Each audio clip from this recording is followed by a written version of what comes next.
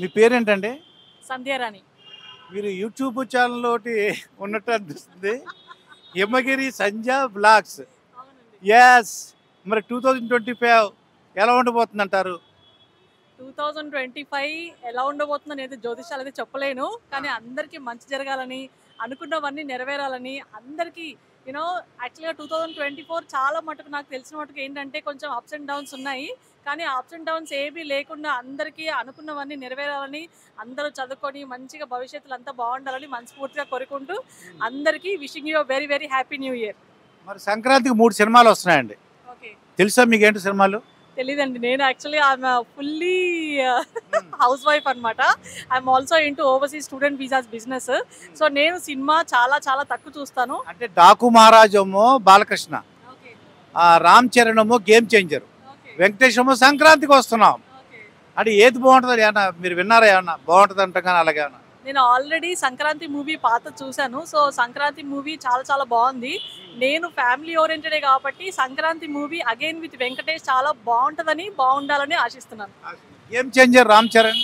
Game changer always యూత్ని attract చేసే person కాబట్టి గేమ్ చేంజర్ కూడా చాలా బాగుంటుందని ఎక్స్పెక్టింగ్. ఇంకా మా బాలకృష్ణ తెలుసు మీకు. బాలకృష్ణకి డైహార్డ్ ఫ్యాన్ మా హస్బెండ్. సో మేము లెజెండ్ మూవీస్ ఒక 100 టైమ్స్ చూసాము. మా ఫ్యూచర్లో ఇంకో 1000 టైమ్స్ చూస్తాము గ్యాప్ లేకుండా. ఎందుకంటే ప్రతి ఒక్క మూవీ అయినది, ప్రతి ఒక్క ఇన్సిడెంట్ చాలా ఎనర్జెటిక్గా ఉంటుంది కాబట్టి ఎన్నిసార్లు చూసినా కూడా బోర్ కొట్టకుండా చాలా ఎంజాయ్ చేస్తాం అనమాట. సో అయినది కూడా ఆయనకి ఎంత వయసు అయినా సరే ఏదైనా సరే ఆయన డైలాగ్ డెలివరీ సూపర్గా ఉంటుంది కాబట్టి ప్రతి ఏజ్ వాళ్ళు ఎంజాయ్ చేసి మూవీస్ ఇస్తారని ఆశిస్తున్నాను. అయితే ఇంకొక విషయం ఏంటంటే టికెట్ రేట్లు ఫస్ట్ 1 వీక్ పెంచుతున్నారండి. దీనిపై మీ అభిప్రాయం ఏంటి? పెంచమంటారా వద్దంటారా? మీ అభిప్రాయం ఏంటి? చూడండి, సినిమా అంటే క్రేజ్ అనేది అందరికీ ఉంటుంది. సో అలాగని చెప్పేసి ఎలాగైనా మీకు జరిగే బిజినెస్ మీకు జరుగుతుంటుంది. మా సామాన్య జనులకు ఉండే క్రేజ్ ఉంటానే ఉంటుంది. అలా అని చెప్పి మీరు ఫస్ట్ 1 వీక్ 10 డేస్ పెంచేస్తే ఏంటంటే సామాన్యులు ఎలా అయితే మిడిల్ క్లాస్ ఫ్యామిలీ మాలాంటి వాళ్ళు ఫస్ట్ టైమే చూడాలనుకున్న వాళ్ళు, లేకపోతే ఫస్ట్ 10 డేస్లో చూసే ఎక్సైట్మెంట్ ఉన్న వాళ్ళు అంతంత రేట్లు పెట్టేస్తే ఇప్పటికే మేము 30 రూపాయలకి 50 రూపాయలకి సినిమాలు చూసిన వాళ్ళము. ఇప్పుడు 350 500 అంటే కంప్లీట్ ఫ్యామిలీతో వెళ్ళాలంటే కంప్లీట్ ఫ్యామిలీతో ఎంజాయ్ చేసే మూవీస్ అని మీరే అంటారు. ఫ్యామిలీతో వెళ్తే తడిసి మోపడు అవుతుంది కాబట్టి మీరు రేట్స్ కొంచెం తగ్గించి నార్మల్గా పెడితే బాగుంటుందని మా ఒపీనియన్. అంటే రేవంత్ రెడ్డి గారు ఏం చేశారంటే బెనిఫిట్ షోలు ఉండవు, టికెట్ రేట్లు పెంపకం ఒప్పుకోని అన్నారు. దీన్ని మీరు సపోర్ట్ చేస్తారా? లేకపోతే రేవంత్ రెడ్డి గారు చేసిన మంచి పనా చెడ్డ పనా? 100% మంచి పనేనండి. ఎందుకంటే బెనిఫిట్ షోలు అని అంటే first of all cinema is always evergreen industry. A cinema వచ్చినా సరే మా సామాన్య జనులు ఎలా అంటే ఏదైనా సరే మా స్ట్రెస్ రిలీఫ్ అవ్వడం కోసమో, మా హాలిడే ఎంజాయ్ చేయడం కోసమో, ఫ్యామిలీ కోసం గెట్ టుగెదర్ అని చెప్పేసో మేము చాలా ఎంజాయ్ చేస్తూ ఉంటాము. అలాగని చెప్పేసి మీకు ఎప్పుడు కూడా మీ సినిమా ఇండస్ట్రీలో నష్టం లేదు. ఎందుకంటే మా డాడీ కూడా ఈవీవి సత్యనారాయణ డైరెక్టర్ దగ్గర ఆ ప్రొడక్షన్ మేనేజర్లో చాలా ఇయర్స్ చేశారు. హలో బ్రదర్ మూవీ చేశారు, గర్వాలి బార్వాలి మూవీస్ చేశారు కాబట్టి ఆ మూవీ ఇండస్ట్రీలో ఎప్పుడు లోటు అనేది ఉండదన్న అభిప్రాయం. అంతే, అది పెట్టుకొని మళ్ళీ కూడా మీరు రేట్లు పెంచి మళ్ళీ అందరినీ ఇబ్బంది పెట్టడం మంచిది కాదు. రేవంత్ రెడ్డి గారు ఏ డెసిషన్ తీసుకున్నారో మేము అందరం సపోర్ట్ చేస్తున్నాం. ఇంకా మరి ఈ జనరేషన్ పీపుల్ చూస్తున్నాం అనుకోండి, వాళ్ళు లేట్ మ్యారేజెస్, తర్వాత వాళ్ళ బిహేవియర్ అంతా ఎలా ఉందంటారు మీ చూసినంత వరకు? లేట్ మ్యారేజెస్ గురించి చెప్పాలంటే మా ఇంట్లోనే ఇంకా చాలా జరుగుతున్నాయి యాక్చువల్గా. లేట్ మ్యారేజెస్ అంటే చూడండి, ఫస్ట్ ఆఫ్ ఆల్ ఈ మధ్య ఆడపిల్లలకు కానివ్వండి, మగపిల్లలకు కానివ్వండి ఒక లిమిట్ లేకుండా, ఒక హద్దు లేకుండా ప్రవర్తిస్తున్నారు. ఏది ఏమైనా ఇప్పుడు మనకి ఇప్పుడు ఒక లక్షల కోట్లు ఉండిండొచ్చు, కానీ ఎప్పుడే కానీ మనము మన తల్లిదండ్రులు ఎలా పెంచారు, మనం బిహేవ్ చేసే ప్రతి బిహేవియర్ కానివ్వండి, మనం మాట్లాడే ప్రతి మాట, మనం కట్టుకున్న బట్టలు కానివ్వండి, మనం పెట్టుకున్న బొట్టు కానివ్వండి, అన్నీ కూడా మన తల్లిదండ్రుల్ని రిజంబుల్ చేస్తాయనే విషయం వీళ్ళందరూ మర్చిపోతున్నారు. మనకి ఎన్ని కోట్లైనా ఉండిండొచ్చు. ఇప్పుడు చూడండి, అమీర్పేటలో చాలా మంది హాస్టల్స్లో ఉంటారు. వాళ్ళందరూ అభిప్రాయం ఏంటంటే, అంటే అందరినీ నేను పాయింట్అవుట్ చేయట్లేదు, కానీ ఓవరాల్గా చెప్తున్నాను. యాజ్ ఎ మదర్ నాకు కూడా ఒక అమ్మాయి ఉంది కాబట్టి చెప్తున్నాను. ఏంటంటే మనకి లిమిట్స్ ఉన్నా, మనల్ని ఎవరైనా కంట్రోల్ చేస్తున్నా చేయకపోయినా, మనకి ఏదైనా బ్యారియర్స్ ఉన్నాయా లేయా అని తెలిసినా తెలియకపోయినా సరే మనం వచ్చిన రూట్స్ అనేది మనం ఎవరు మర్చిపోకూడదు. మనం చేసే ప్రతి పని ఫ్యూచర్కి అందరికీ కూడా మంచిగా ప్రేరేపించేలా ఉండాలి. కానీ చూడండి ఆడపిల్ల చేసింది అని చెప్పేసి మన తల్లిదండ్రులు ఎప్పుడు బాధపడకుండా మనం బిహేవ్ చేయాలనేది నా ఒపీనియన్. ఫైనల్గా 2025 బాగుండాలని కోరుకుందాం. మీరు ఒక మంచి మాట చెప్పండి, అలా ఒకసారి చెప్పండి. 2025లో అందరూ మీకు నచ్చినట్టుగా ఉండండి. మీరు బాగా కష్టపడండి. కష్టపడిన ప్రతి ఒక్కరికి ఫలితం ఖచ్చితంగా దక్కుతుంది. ఓకే. సో అందరూ బాగుండాలని, అందరిలో మేముండాలని మనస్ఫూర్తిగా కోరుకుంటూ once again wishing you very happy new year. మీ పేరేంటి బాబు? ప్రవీణ్ కుమార్ అన్న. ప్రవీణ్ కుమార్. ఏం చదువుకున్నారు మీరు? నేను డిగ్రీ యానిమేషన్ చేశాను. డిగ్రీ యానిమేషన్ బెంగళూరులో చేశారు. ఇప్పుడు 2024 అయిపోయింది, 2025 వచ్చింది. ఈ 2025లో ఎలా ఉండాలని అనుకుంటున్నారు? ఎలా ఉంటే బాగుంటుంది అనుకుంటున్నారు మీరు? Simple sir. 2025 హెల్దీగా ఉండాలని కోరుకుంటున్నాను. సో ఇంకా బాగా డబ్బులైతే బాగా సంపాదించాలి, అది అందరికీ ఉంటుంది. సో అదొకటి మెయిన్ హెయిమ్గా పెట్టుకున్నాము. ఇంకా మేబీ ఇంకా పెళ్ళి చేస్తున్నారు చూస్తున్నాము. మేబీ పెళ్ళి అయితే ఇంకా మంచిదే. అంటే పెళ్లి చేసుకుందాం అనుకుంటున్నారు 2025లో పెళ్ళి. అంటే కట్నం ఎంత కావాలి? కట్నం గిట్ట ఏమద్దు. రియాలిటీగా చెప్పాలంటే ఏమద్దు, మనకు ఒక మంచి అమ్మాయి దొరికితే చాలు అంతే.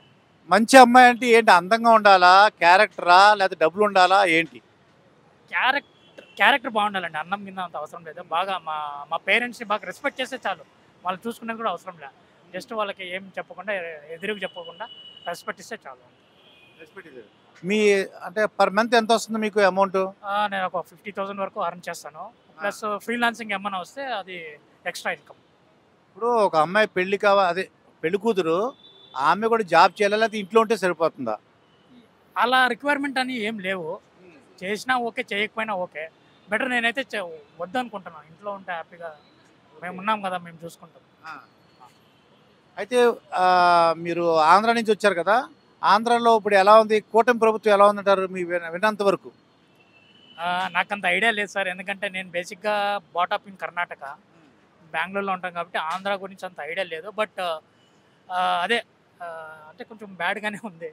సో మొన్న మీకు సినిమా టికెట్ల రేట్లు అంటే ఫస్ట్ 1 వీక్ సంక్రాంతి సందర్భంగా, లేదంటే ఫెస్టివల్ సందర్భంగా ఫస్ట్ అంటే ఏ కొత్త సినిమా రిలీజ్ అయినా కొంత రేట్లు పెంచుకుంటారు. అది కరెక్టా, రాంగా? అంటే రేట్లు అంటే మనకి తగ్గట్టుగా, అంటే మనం ఫ్రెండ్లీ బడ్జెట్ లాగా ఉంటే ఓకే, మనం వెళ్ళి చూడొచ్చు. మరి హెవీగా పెంచేశారంటే మేము చూడలేము. మిడిల్ క్లాస్ పీపుల్ అయితే అసలు చూడలేము. సో అదొకటి కొంచెం తగ్గిస్తే బాగుంటుంది.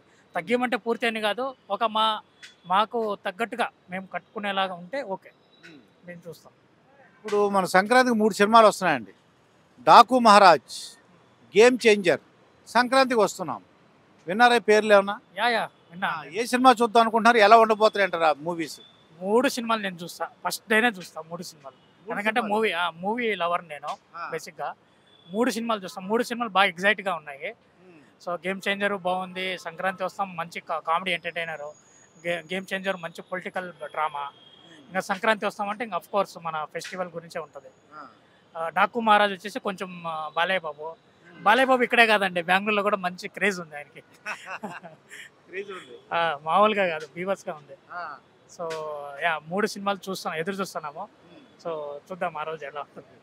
ఈ రోజుల్లో ఎక్కువ మంది పెళ్లి వెంటనే చేసుకోవట్లేదు. అంటే లేట్ మ్యారేజెస్ ఎక్కువ. అంటే 30 దాటిన తర్వాత 35 ఎందువల్ల అంటారు ఈ జనరేషన్ పిల్లలు? చాలా రీజన్స్ ఉంటాయండి దానికి. కొంతమందికి ఏమో సెటిల్ అవ్వాలి, కెరియర్లో బాగా సెటిల్ అవ్వాలి అనే ఒక రీజన్ ఉంటుంది. ఇంకొంతమందికి ఏమో సెట్ అయ్యి ఉండదు, వాళ్ళకి తగ్గట్లుగా అమ్మాయి కానీ అబ్బాయి కానీ దొరుకుంటారు. ఇంకొందరు కొన్ని ఫ్యామిలీ ఇష్యూస్ వల్ల కూడా అయ్యి ఉండొచ్చు. ఇప్పుడు ఎక్కువగా ఆడవాళ్ళు ఎలా ఉంటున్నారు? ఆడవాళ్ళు కానీ మగవాళ్ళు కానీ ఈ జనరేషన్ పిల్లలు చూస్తుంటే మీకు ఏమనిపిస్తుంది? వాళ్ళ బిహేవియర్ కానీ, మీ అమ్మ నాన్నలు చూసుంటారు, మీ తాతగారాలను చూసుంటారు. మరి ఇప్పుడు ఈ జనరేషన్ పిల్లలు, ఆడపిల్లలు కానీ మగవాళ్ళు కానీ ఎలా ఉంటున్నారంటారు? అది చెప్పుకోవాలంటే కొంచెం బాధ వేస్తుందండి. బికాజ్ ఎందుకంటే చాలా వరకు చెడిపోయినారు, అమ్మాయిలైనా కానీ అబ్బాయిలైనా కానీ. నేను యాక్చువల్లీ 90s పిల్లోడిని. సో ఈ 2000 జనరేషన్కి వచ్చేటప్పటికి అమ్మాయిలు కానీ అబ్బాయిలు కానీ చాలా కల్చరల్గా చాలా పాడైపోయారు.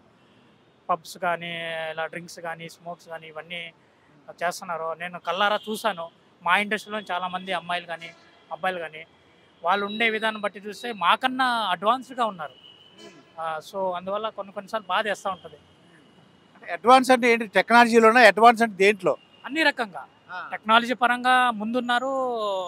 ఇలా బ్యాడ్గా అవడం వల్ల కూడా ముందు. అంటే బ్యాడ్ అంటే వాళ్ళే ముందే శారీరకంగా కలుసుకోవడం, నైట్లు గడిపేయడం, ఒకరికొకరు అలా ఉందంటారా? అవునవును ఉంది, అది ఉంది. డ్రగ్స్ ఉంది, స్మోకింగ్, డ్రింకింగ్ అన్నీ ఉన్నాయి. మరి 2025లో ఫైనల్గా ఎలా ఉండాలని కోరుకుంటున్నారు? బాగుండాలని కోరుకుంటున్నానండి. మా ఫ్యామిలీ కానీ, మా ఫ్రెండ్స్ కానీ, నేను కానీ అందరం బాగా ఉండాలని కోరుకుంటున్నాము. అందరికీ మంచి ఫ్రెండ్స్ అయినా కానీ అందరికీ కెరియర్ బాగుండాలని కోరుకుంటున్నాం. ఎస్పెషల్లీ అందులో నేను కూడా ఉండాలని కోరుకుంటున్నాను. అందరూ బాగుండాలి, అందరిలో మనం ఉండాలి. విష్ హ్యాపీ న్యూ ఇయర్ 2025 అందరికీ. So be happy.